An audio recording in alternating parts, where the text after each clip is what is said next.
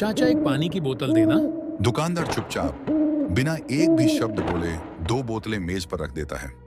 एक बोतल में बिल्कुल साफ पारदर्शी पानी और दूसरी में खून जैसा लाल गाढ़ा तरल। गोपाल ये सब देखकर डर जाता है, चौंक कर पूछता है, ये लाल तरल पानी जैसा क्या है चाचा? दुकानदार का चेहरा एक पल को और भयानक हो जाता है। वह धीमे स्वर में कहता है, आपकी प्यास किस चीज की है, खून की या बस पानी की? गोपाल की आंखें फटी रह गईं। उस लाल तरल में कोई परछाई तैरती दिखी, जैसे किसी की आत्मा बोतल में कसमसा रही हो। गरीबी ने गोपाल को गांव छोड़ने पर मजबूर किया और वो शहर चला गया। 2 साल तक वह भीड़ में अकेला माँ बाप की याद में टूटा रहा। एक दिन अचानक बिना कुछ सोचे वो ऑटो में बैठा और सीधा रेलवे स्टेशन पहुंच गया। लेकिन इन 2 सालों में उसके ही इलाके की एक चाय दुकान में खून हो चुका था। दुकानदार ने अपनी पत्नी की बेरहमी से हत्या कर दी थी और अब वही आत्मा भटक रही थी। गोपाल को इसका कोई अंदाजा नहीं था कि वो लौट तो रहा है घर, मगर उस रास्ते में अब सिर्फ साया था, जिंदगी नहीं। गोपाल ऑटो से उतरता है। ऑटो की लाइट धीमी जल रही है, आसपास कोई नहीं है। दूर कहीं से कुत्ते के रोने की आवाज आती है।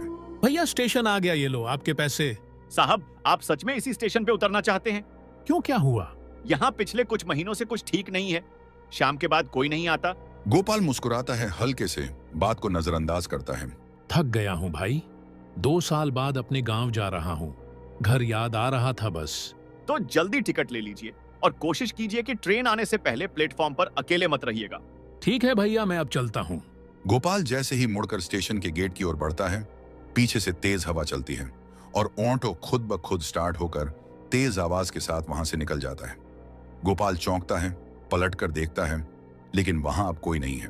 गोपाल प्लेटफॉर्म पर पहुंचते ही चारों ओर नजर दौड़ाता है। चारों ओर वीरानी पसरी है। गोपाल अपना बैग लेकर वह बेंच पर बैठ जाते हैं।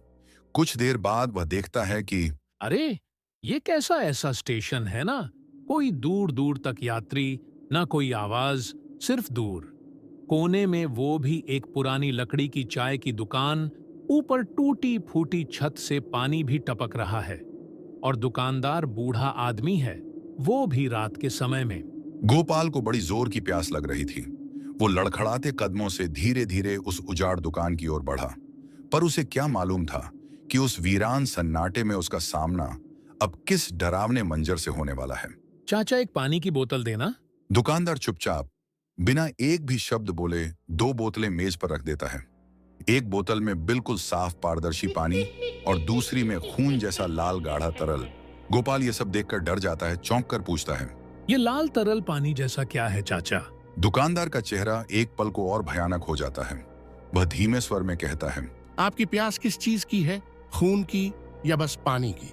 गोपाल की आंखें फटी रह गईं। उस लाल तरल में कोई परछाई तैरती दिखी, जैसे किसी की आत्मा बोतल में कसमसा रही हो। रूह तक सिहर उठी। उसने कांपते हाथों से जैसे ही नॉर्मल पानी की बोतल उठाई, वो जलती हुई निकली, जैसे किसी की बुझती हुई सांसें उसमें बंद हों। दुकानदार की मुस्कान इंसानी नहीं थी, वो मुस्कान नहीं, किसी छुपे राक्षस की छाया थी। चाचा पैसे कितने हुए हैं? वह भयानक आवाज में बोला, जैसे कि हर शब्द में रूह कांपने की तरह आवाज थी। पैसे नहीं लगेंगे, लेकिन तुझे कीमत फिर भी चुकानी पड़ेगी। कुछ ऐसा देना होगा जो तेरे पास सिर्फ एक बार होता है। गोपाल के होंठ कांपने लगे, गले में जैसे कोई अदृश्य हाथ कस गया हो। आवाज नहीं निकली। तभी उसने एक पोस्टर की ओर देखा। अरे, ये पोस्टर पर क्या लिखा है?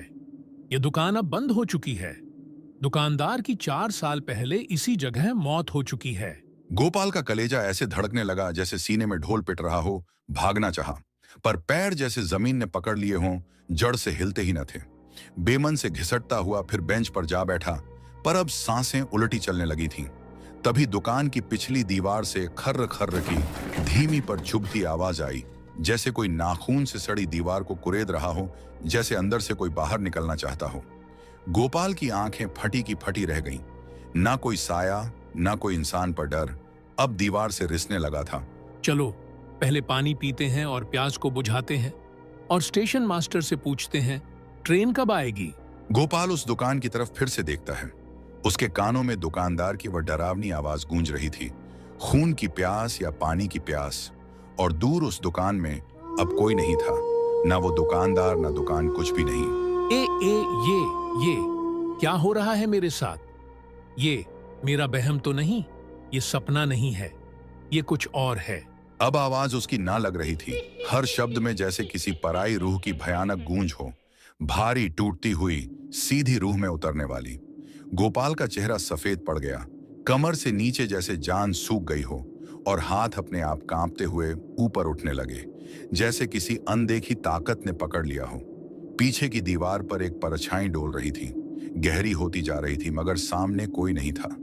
ना आदमी ना भूत, पर हवा में साफ मौत की बू थी। फिर भी वह साहस करता है। अरे ये कैसा स्टेशन है यार, अब तक ऐसा जगह नहीं देखी, कुछ तो गड़बड़ है। पर मैं डरने वालों में नहीं, ये सब भूत वूत बस फालतू बातें हैं। चलो इंक्वायरी मास्टर से पूछते हैं, ट्रेन कब आएगी भागलपुर जाने वाली? वो कांपते थरथराते पैरों से इंक्वायरी रूम की ओर बढ़ा, जैसे हर कदम किसी अनदेखे कफन पर रख रहा हो, और जमीन उसके नीचे धीरे धीरे सांस ले रही हो। सर भागलपुर जाने वाली गाड़ी कब आएगी? इंक्वायरी मास्टर कोई जवाब नहीं देता है, सिर्फ उसको घूर के देखा। फिर से गोपाल पूछते हैं, सर भागलपुर जाने वाली गाड़ी कब आएगी, बता दो ना। अभी 2 घंटा लेट है, जा जाकर आराम कर, मुझे भी आराम करने दे। फिर वो अचानक गर्दन टेढ़ी करके फुसफुसाया, तेरे को बहुत जल्दी है क्या? तू जा, सीधा पटरी पर चढ़ जा, खुद ब खुद गाड़ी आ जाएगी और तुझे वहीं से उठा ले जाएगी। उसकी आंखों में अब इंसान नहीं, कोई साया था, ठंडी, खोखली और काली। आवाज ऐसी जैसे कब्र की मिट्टी में दबा कोई जिंदा बोल रहा हो, और आसपास की हवा बर्फ बन गई हो, और वहां चुपचाप सीधा अपने बेंच पर जाकर बैठ जाता है। लेकिन चारों तरफ लोमड़ी और कुत्ते की भूख नहीं कि आवाज उनके कानों में गूंजते रहते हैं। हे भगवान, ये कैसा इंक्वायरी मास्टर है? इसकी बातों से तो जैसे सड़ी लाशों की महक उठ रही है। कुछ तो बहुत अजीब है यहाँ। हे भगवान, जल्दी ट्रेन आ जाए, मैं किसी तरह घर पहुंच जाऊं। मेरी आंखें क्यों कांपने लगीं? सांसों में घुटन और पीठ पर पसीना। यह स्टेशन नहीं, मेरे को तो शमशान जैसा लग रहा है। यह मेरा वहम भी तो हो सकता है। अरे ट्रेन की आवाज आ रही है, शायद ट्रेन आ रही है। गोपाल के कांपते दिल के बीच दूर से छुक छुक की सरसराहट गूंजने लगी।